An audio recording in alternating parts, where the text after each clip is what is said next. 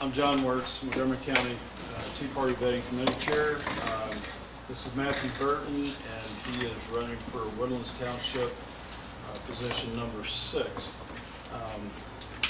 We're going to first start off with an opening of 5 minutes, Matthew, and then we're going to go around the table and let each vetting committee member ask a question. We'll go to Pat Tibbs, she's the president, Dennis Tibbs, Brian Crumby, Bob Bagley, Ken Vaughn, and Larry Rogers. And then we'll finish it up with up to 5 minutes closing. So with that, I'll turn it over to you. We do have a timer here. Pat will have this timer flash in front of him. Okay. So you can get an indication how much time you have left. So with that, I'll turn it over to you for your introduction and 5-minute open. Okay, sounds great. So, Matthew Burton, I moved here about 2.5 years ago with my family from northern Nevada. I used to be in the gold mining industry, and I switched over to the oil industry when gold mining kind of went bust up there. And right now I'm very glad that I'm not directly in upstream production, but I'm in equipment rental, which is spread across the industry, and things are much better where my company is. But anyway, we moved here. My wife Erin, whom you've met, and our 3 children. Fox is 7, Indiana is 5, and Juniper is 2. And Fox and Indiana are highly involved in my campaign. It's a family affair. They're helping me get out and deliver signs. And Fox is actually the reason why I'm sitting here today. It started back in January, where we were all my neighbors and everybody in Creekside was talking a lot about, hey, the development company, we're not environmentalists or anything, but we are consumers, and we believe that when the development company showed us the Woodlands and we bought into Creekside, that we were going to get a product that's consistent with the Woodlands. So I was one of the first ones to move into my neighborhood, and the neighborhood that they built around me, as they started bulldozing all the trees on the lots instead of leaving trees, that just wasn't consistent with what the Woodlands is supposed to be. And so we said, this doesn't feel right. Our elected officials weren't really doing much about it, and so I decided to actually make up some signs and start putting the signs out there with Fox, saying stop the clear cutting, that sort of thing. And those ended up kind of going viral with my neighbors online, with Facebook and everything. That led to some journalists wondering what was going on. And the straw that broke the camel's back was kind of a plot of land just north of the HEB on Kirkendall, where that plot of land was completely cleared of trees, curb to curb, and it didn't feel right. It's not the Woodlands that they promised us. So ended up starting a petition, an online petition, and it gained a ton of momentum really fast. We ended up getting about 2,200 signatures in the matter of a couple weeks. And I took that petition and all the comments from residents of the Woodlands to the Board of Directors meeting. I should preface that by saying I reached out to all 7 of the directors. 3 of them got back to me immediately and actually signed the petition, Gordy, Peggy, and John. 1 of them got back to me and did a lot of talking, but not a lot of listening. That was Mike Bass, but I appreciate him at least calling me. And the other 3 completely ignored me. And I went to the meeting and I presented them, with a big packet full of constituent comments asking for their help. And I heard nothing from Bruce Tuff until a month later, when the whole issue was pretty much resolved. And that made me kind of understand that the Woodlands government that we have was not effectively representing constituents, residents, like they should be. So I was able to get a meeting with the development company, negotiate some concessions that they agreed to in print, and the quality of tree preservation in Creekside is not what I would like it to be, but at least it's much better now than it was prior to our efforts. Then the road bond issue came up, and I developed a relationship with Gordy Bunch through the online petition for clear cutting, and I was able to help him launch a similar online strategy for his petition, which ended up getting 5,000 signatures. And I understand working closely with y'all to help defeat that road bond, we got over 80% of Woodlands voters to understand the issue and come out against it. So I'm here tonight. I have nothing bad to say about any of my opponents for position 6.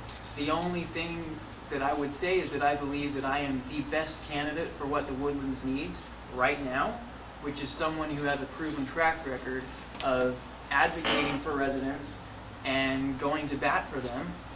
And I have Exhibit A with the clear-cutting petition and Exhibit B with the road bond. I think that's a proven track record. With 20 seconds to spare. Good job. Thanks. 2 or 3. I'm gonna pass this one. The HEB at Cookinville, is it the one right here that you're talking about? I'm not. I'm sorry. South, across, down in Creekside Park. Okay. I'm just now learning about the whole clear cutting issue. So, why shouldn't they be able to cut their own trees, and what contract or covenants apply to them, and what progress have you made, and where's it stand now? That's a very good question. So, I believe, I'm a firm believer in private property rights. I'm also a firm believer in written and verbal contracts. And I believe in the Woodlands, people pay a premium to live here, and we understand the rules, and we understand that it's different. So, and the rules that we understand are those standards that George Mitchell put in place originally, where there's a forest buffer around commercial development, and when a home builder builds your home, if the tree's not growing through your driveway or foundation, chances are that it's going to stay. So I believe the development company, as they in all their marketing materials, and when they convince us to pay a premium to live here, that's the standard that they're selling. And as consumers, I believe that's the standard that we should get. I and my supporters are by no means environmentalists or big government people. We are about enforcing a verbal contract and getting what we paid for. And you asked, Dennis, about the covenants. Well, the development company, the way the Woodlands is structured, they still have 100% control over the development standards that they do before they deed the property over to the homeowner or the final property owner in a commercial parcel. So the problem is that they can kind of bend and break their own rules all they want, and the township doesn't have anything, really doesn't have any enforcement authority to enforce those standards, which I understand. And so as a community activist, I went to the levers that I had, which was public pressure, the media, and eventually legal action if needed. And what have they agreed to do? So they've agreed to leave forest buffers, to leave more trees, and to replant trees that are 3 times as big as they were before.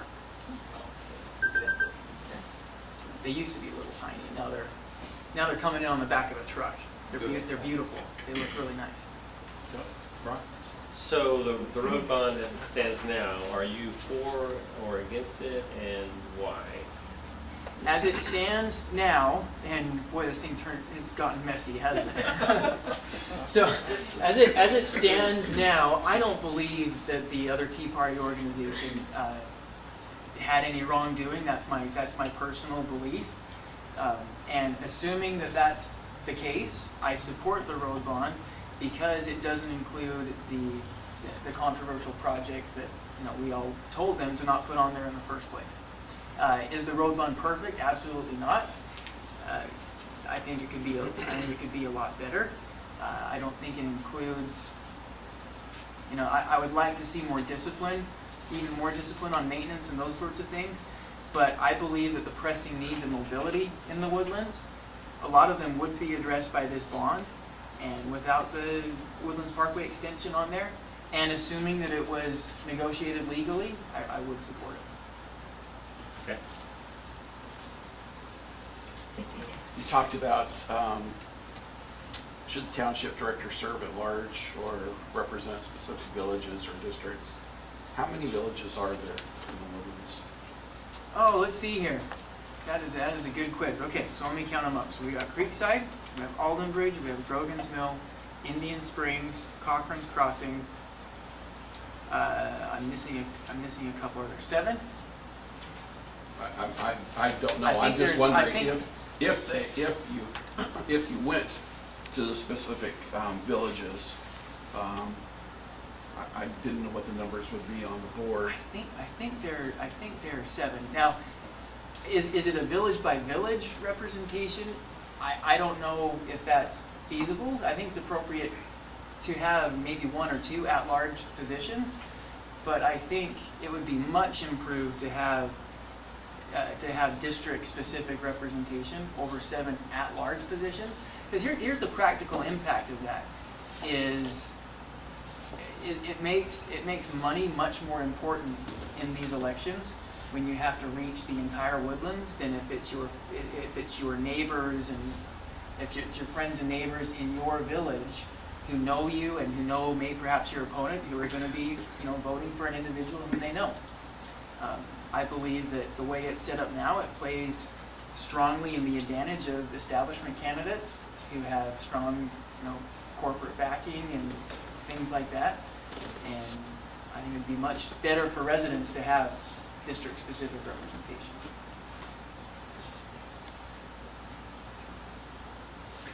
I had a question on the very first sentence of your first answer to our questionnaire. Wow, should have put more thought into that one. It says, put the board in control of residents.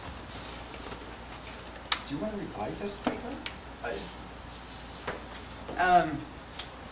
So let me put it this way. I think that this election is very exciting because I believe for the first time ever we have the opportunity to put a majority of 4 seats on the board who are resident advocates or who side with residents most of the time. I've been shocked as I've looked at the board and how they vote and how many votes come down to 4-3, and they come down to 4-3 over and over and over again, and it's the wrong way in my opinion. So, yeah, I realize that's kind of maybe a controversial way to say it, but I don't believe that the board, to this point, I believe it's had some very good individuals on it, but I don't believe that we've had a resident advocate majority on the board to this date. Well, you're putting the residents in control of the board. In control of We're the board. missing one Right. word there. Put the board in the control. In the control of the Okay, residents. yes. Yes, Okay. thank you. Thank you. Semantics always, Somebody's man. yeah, semantics always kill me. But that's what I meant by that. Okay. Okay, one of the main attributes that make you most qualified for this position. And I got a couple of questions real quick. You were in the mining business before. What did you exactly do in the mining business? Yeah, so in the mining business, I managed a division of a company called Bort Longyear, which is a mineral exploration drilling company. And so I had about 400 employees in my business unit and 54 drill rigs. And we would go out, the mines were our clients, and we would, pretty shallow drilling compared to oil, but we would drill about 2,000 feet down, just punch all these holes. And what they're doing is bringing back actual rock chip samples of what's underneath there so they can map out where the ore body is. So in that experience, I learned a whole lot about leading people. And when that industry fell apart, I learned a whole lot about leading people through a very difficult business climate and having to make really tough decisions that a lot of people didn't like. But I also learned about how to not cross an ethical line when I feel like doing so would be inappropriate. So the story there is I was having to lay off a lot of people as all the drill rigs kind of shut down and went idle and got called off. But there came a time when my corporate bosses asked me to do things that I felt like violated a contract that we actually had with our drillers. And I was willing to make tough business decisions, but I wasn't willing to do that. I felt like we had a promise with them, the workers, and it ended up costing me my job. I got fired over it. The negotiation business deals, your answer was I negotiate business deals for a living. So you negotiated, I guess, with the owners of the property that you're going to drill on? I did for those contracts, but in my current role, as Business Development Director for United Rentals. I'm the guy who goes out and negotiates big mergers and acquisitions deals for our company. And so high stakes business negotiations on, getting smaller companies to sell to us or doing a joint venture, that kind of stuff. Okay. Back to question number one. All right. It's loaded with all kind of goodies here. So you got an endorsement from Peggy House? I do. Yes, I do. That's great. It's a nice feather to have in your cap. A little bit below that, and you were talking about ethics, and you said the only conflict of interest you can think of is on North Shore Park renovation, and that you're a rower and you're part of the rowing club. And if it came down to a vote to spend public funds on a new boathouse that would benefit the club and your hobby, you would need to recuse yourself from that vote. Okay, that aside, what is your position, what would your position be on using public funds for that? Aside from the fact that you're in that club, would you be in favor of that anyway, if you weren't part of that club? I don't know exactly what's on the plan for North Shore Park. I know a lot of things are being looked at. I don't believe the public funds should be spent on a club that's well financed, and those who are members of the rowing club, we're perfectly happy to pay for our own boathouse.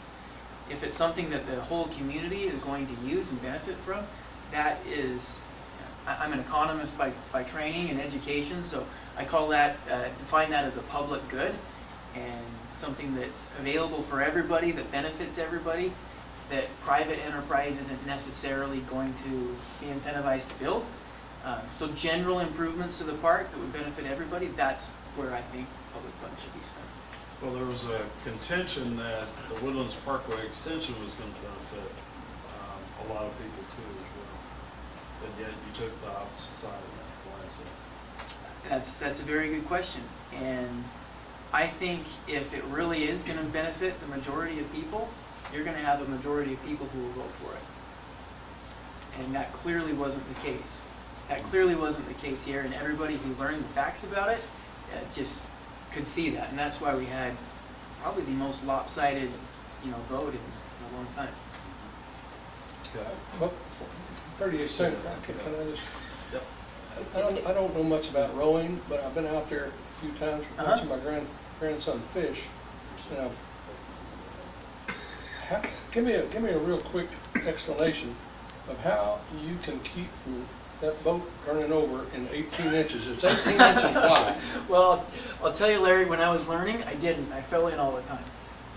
But after a while, you get good at it, and the oars actually help balance you. The oars are kind of like your outriggers in a canoe or something.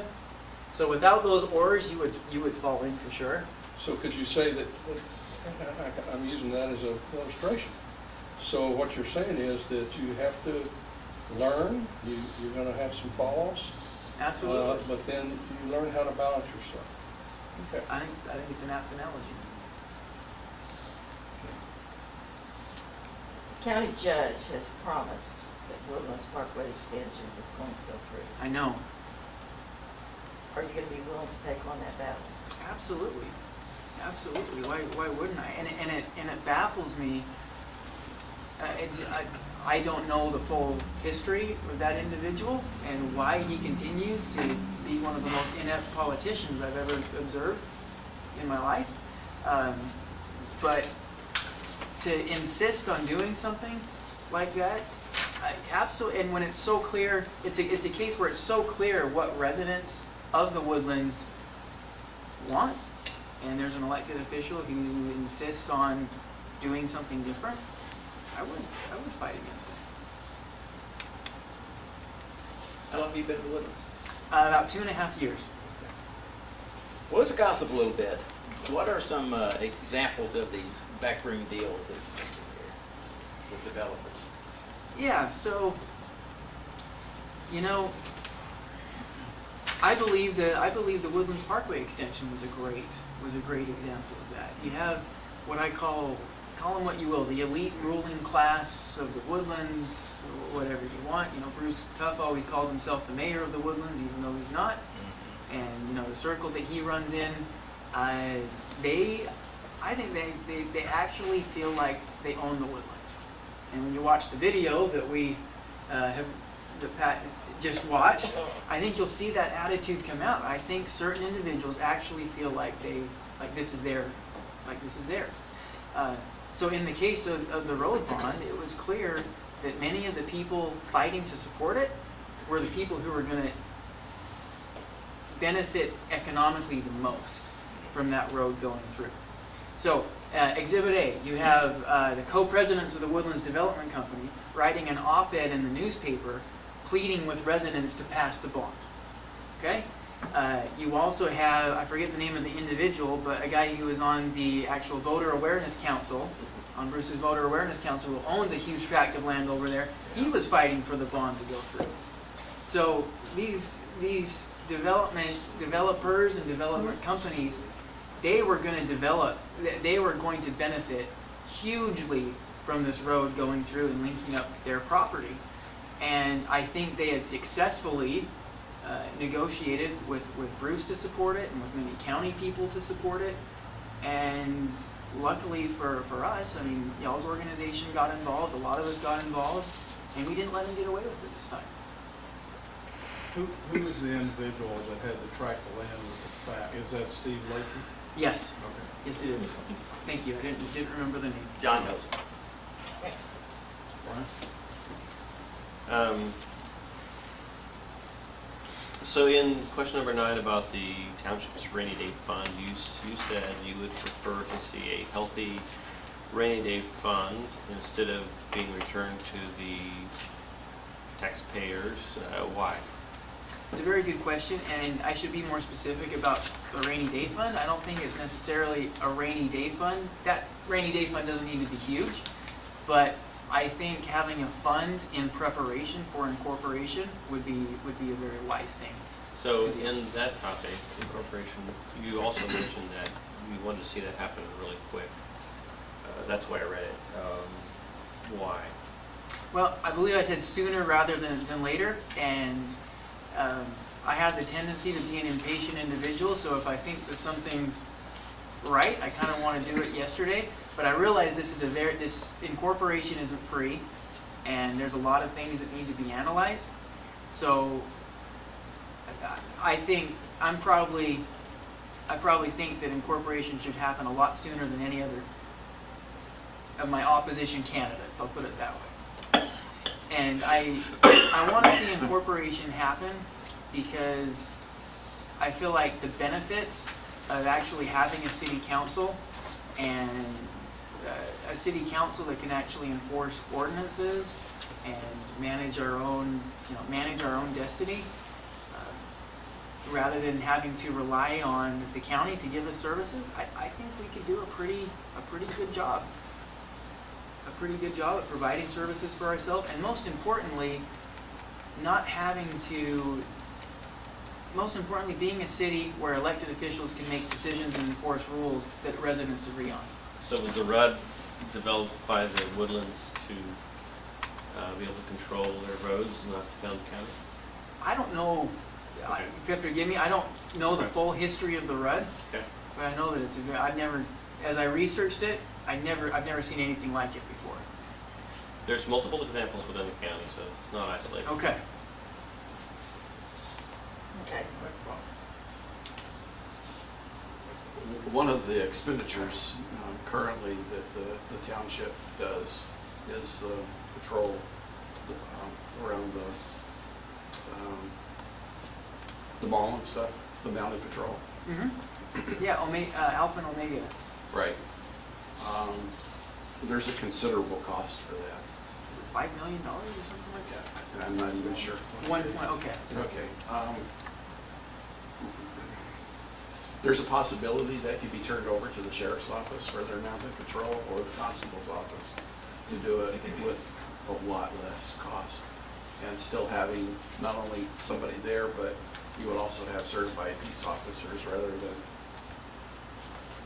whatever. Any thoughts? Yeah, I think, Bob, it's very important in this case to define what the mounted patrol actually is. If we want it to be a nice tourist attraction, like come pet the horse, then we should look to provide that attraction. If we want it to be an actual deterrent to crime and a benefit to security, I think the mounted patrol that we currently have does not serve that purpose.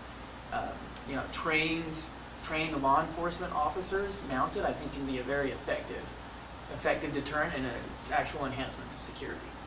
Wouldn't it be hard though, excuse me, would it be hard to keep kids and moms to want to come pet the horses even if they were sheriff's department?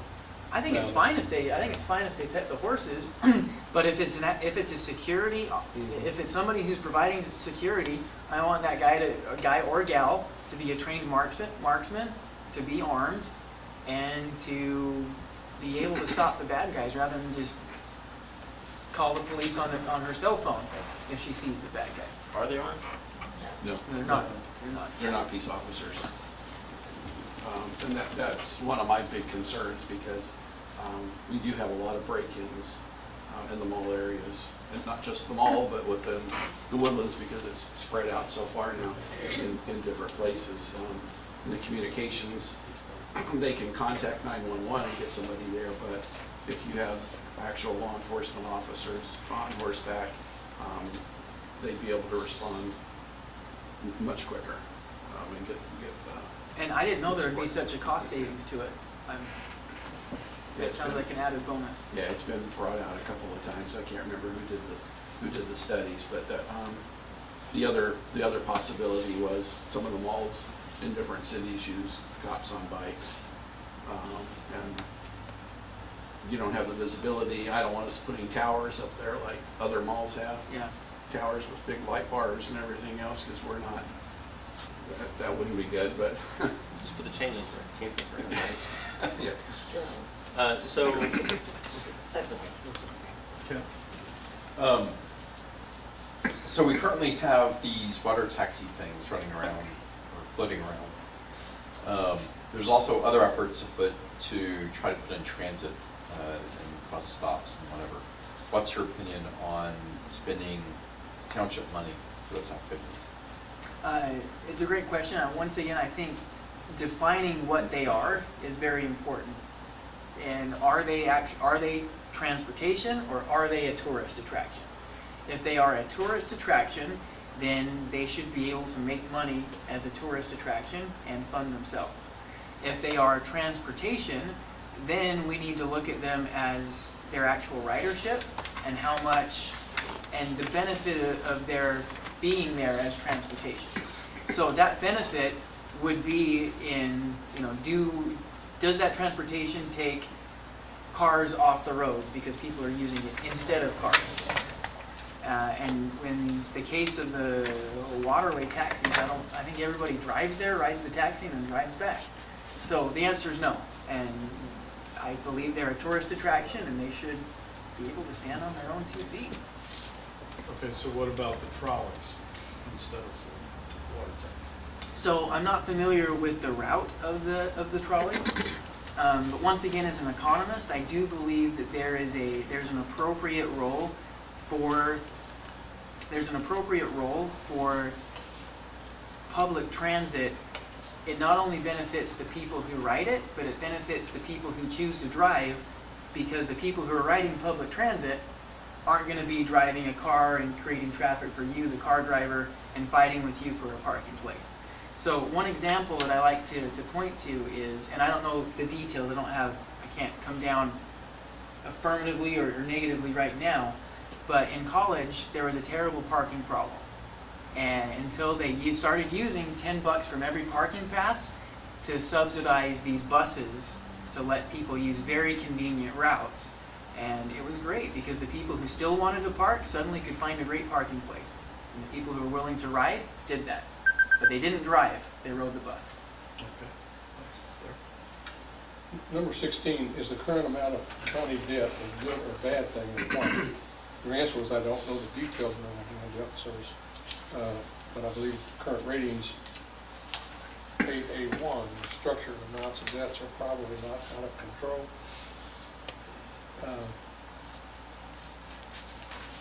Do you think it would be wise to know more about that? I think in my role on the township board, it'd be very wise to know the details of the township's debt, absolutely. But what about the county's debt? I would need to know, well, the Woodlands derives benefit from that debt, so I would need to know the details of it as well. I think that would be something you really need to look into, because county is one of the highest debt counties in the state. And relative to population or GDP or? Either way you want to put it. Yeah, and you know, as a business guy, I know, I believe, and I may differ from some on this, but as a business guy, I believe there's an appropriate role for debt,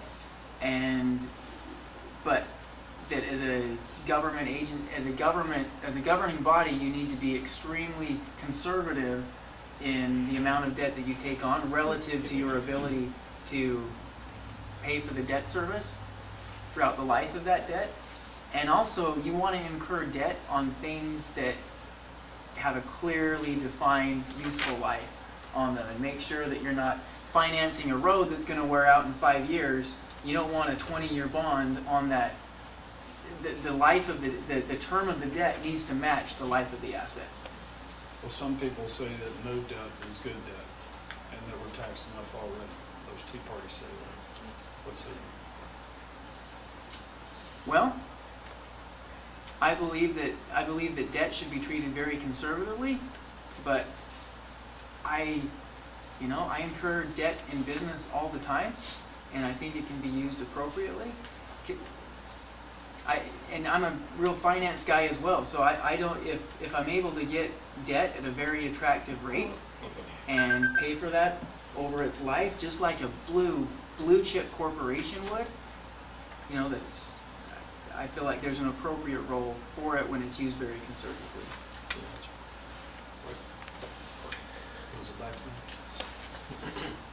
Okay, For 32 minutes into the, yeah, we got about 17 minutes. Okay, we kind of covered that.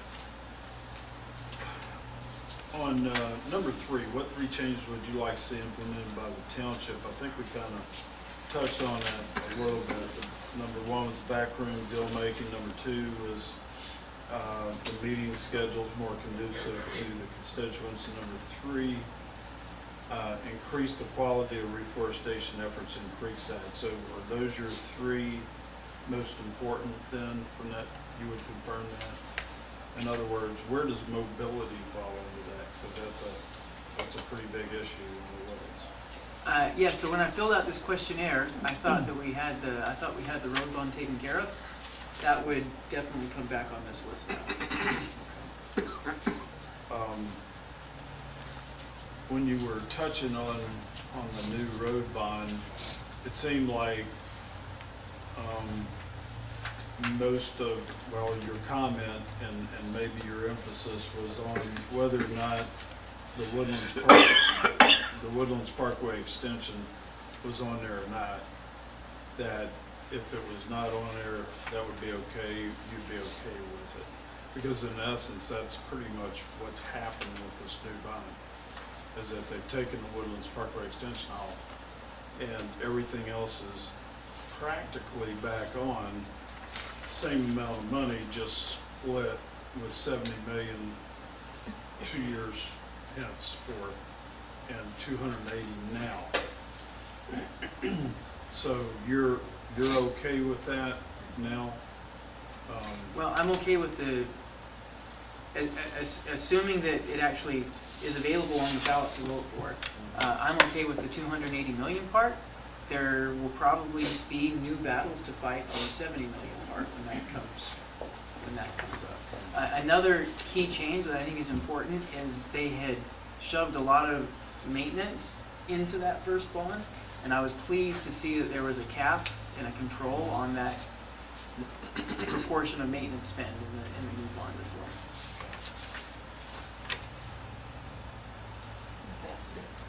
My pre-question is, can government run without debt? Yes, yes, it certainly can.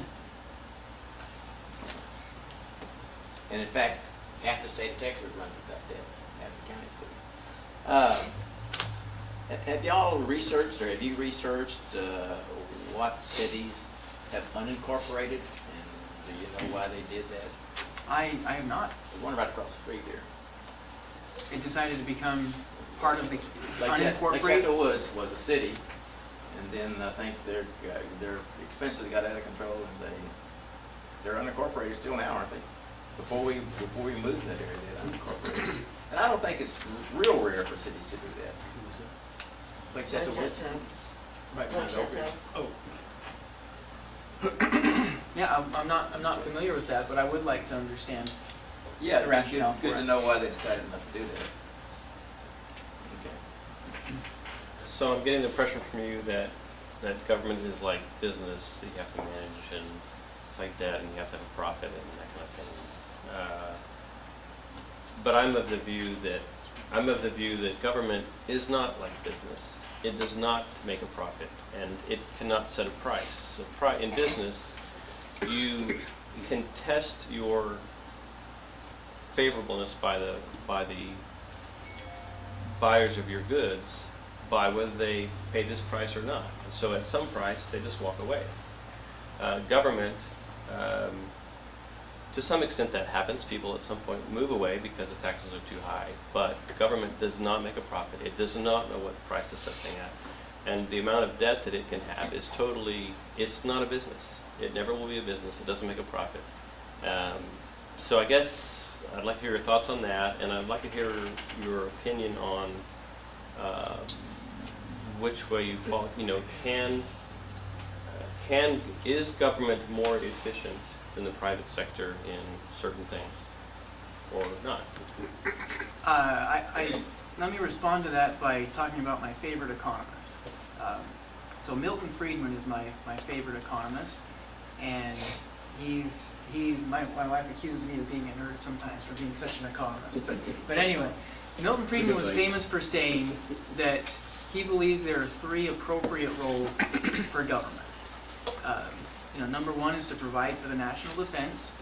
Number two is to enforce contracts, and number three is to protect people from crimes being committed against them and their property. So I agree with Milton Friedman that at the essence of it, that is the role that government should play. I believe there's an additional role where it is appropriate for government to provide for public goods, such as parks and infrastructure and national parks, things like that. My view is not, I believe that business acumen is very valuable in government. I agree with you that I believe it's not to make a profit. It's not like business in where you need to set a price for things. In business, there's profit centers and cost centers. All of government is a cost center. And I think philosophically that you should look at those roles of the government, public defense, enforcing contracts, law enforcement, and public goods, and figure out the most cost-effective way to provide those four services for your citizens. So you didn't address the issue of is government in certain areas more efficient than the private sector? And by the way, Milton Friedman was the one that brought us the monthly paycheck withdrawal of government of our taxes after World War II. So that was his. Oops. Contribution. So, can you comment on is government I more believe- efficient in those four areas? It's more efficient? I believe in the national defense that it does a pretty good job. Okay. It's debatable in others. I believe there's a role to even bring in contractors to do a lot of those others. But in pretty much everything else, the government loses every time. I think it's pretty clear. My experience in Washington, D.C., I wasn't a bigwig out there by any means, but I got to hang out with a lot of the top brass in government, and I learned a lot, and one of the biggest lessons I learned is that government only grows, it doesn't shrink. Somebody has a good idea and they tack on a program, and they forget to cut off the bad programs they don't need anymore. So it just grows and grows and grows. Okay, Bob, we got about 10 minutes. Since we're on taxes, a number of cities and communities in Texas have done away with property taxes. The township became incorporated. Would you be willing to push for no property taxes? I would need to analyze it more, frankly. I think that's a great goal to have.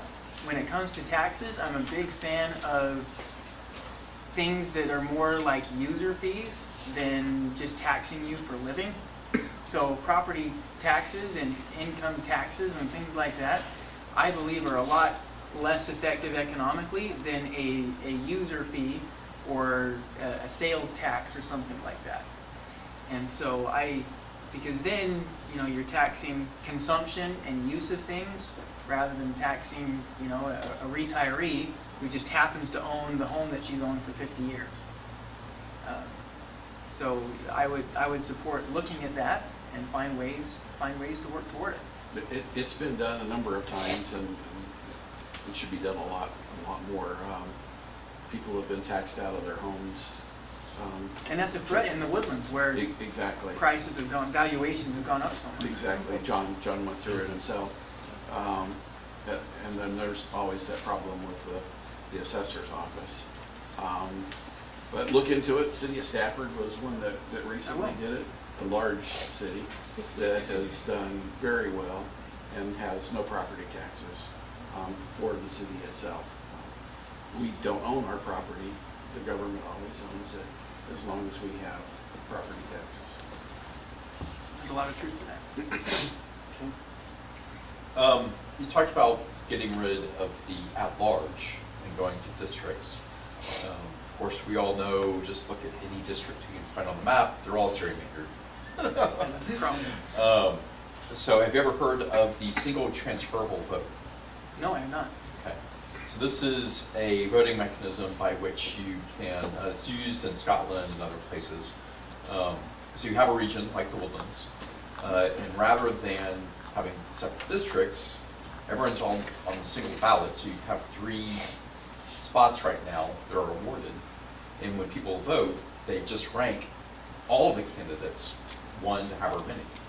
And then a mathematical voting system tops out. Whoever gets the most number ones, Essentially, scoring yeah, system. right. The votes transfer until someone gets enough and Okay. they're picked. Which is an interesting concept because it allows, you talked about how districts, my village has particular interests, but then you also find out that there are cross-cutting things that aren't regional based. They're religion issues or they're whatever issues that people concerned about trees being cut down that cross county lines, and you don't have to worry about gerrymandering. So just wondering what your thoughts are on alternative methods of voting.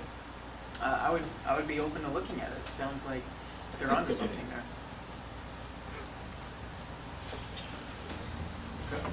All right, 2 questions. Number 1, you mentioned something about spending some time in Washington, and I don't see any of that on here. Could you just give us a brief explanation of It was that? in here. Oh, Yeah, yeah, it's sorry, on I there. forgot to put it on there. Oh, It's on here. Yeah. On page 1. George W. Administrator. No, we won't mention George W. Oh, there it was, yeah.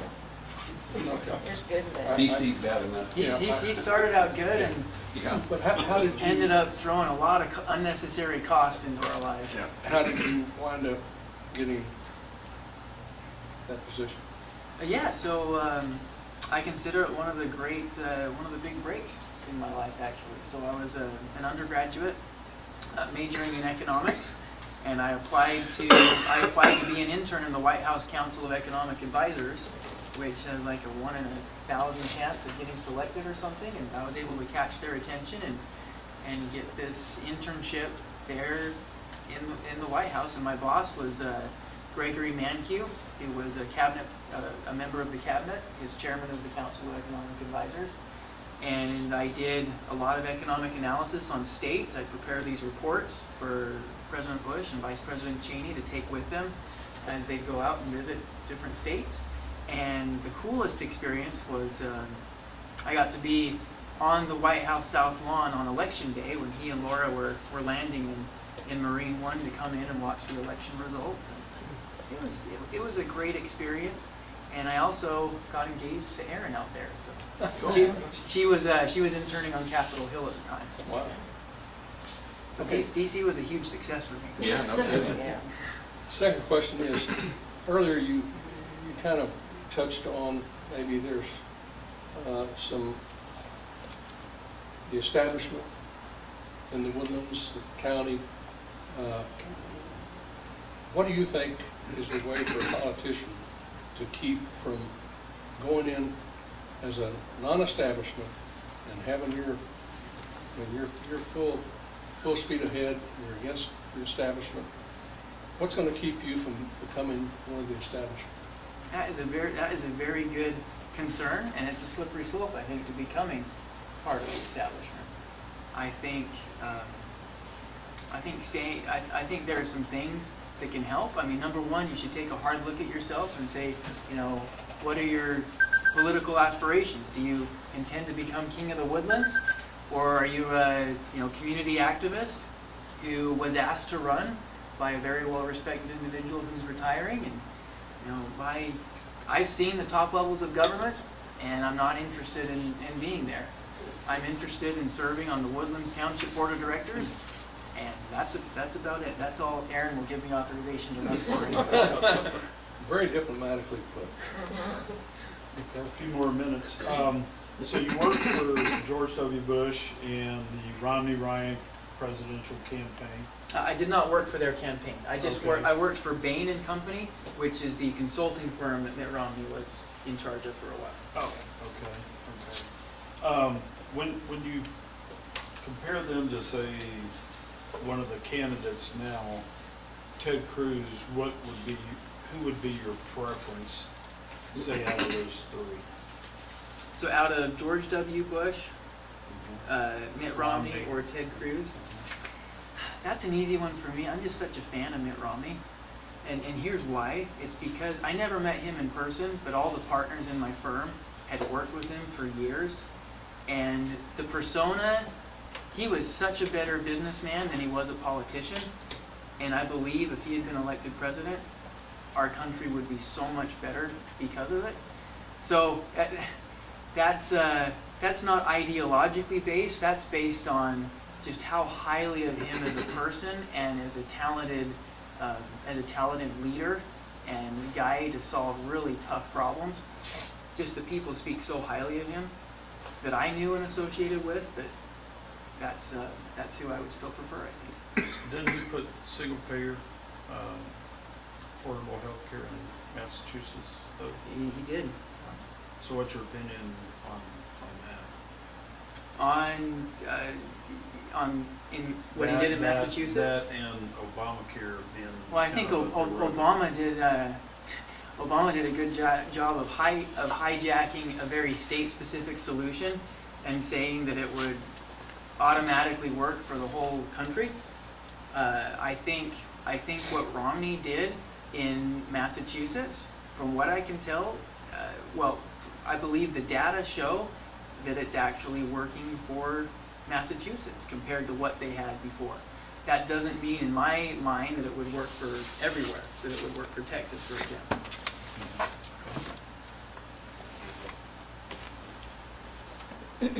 2 minutes. How much free land is there in the Woodlands now to still be developed? And do you see a time when the Woodlands are gonna have to say, enough is enough? We've already broke George Mitchell's plan by making the exits out of the Woodlands because he didn't plan that. Do you see a time when they're gonna have to say, we don't wanna get any bigger? Or do you see it continuing on the same way that the county judge intends, which is more is better?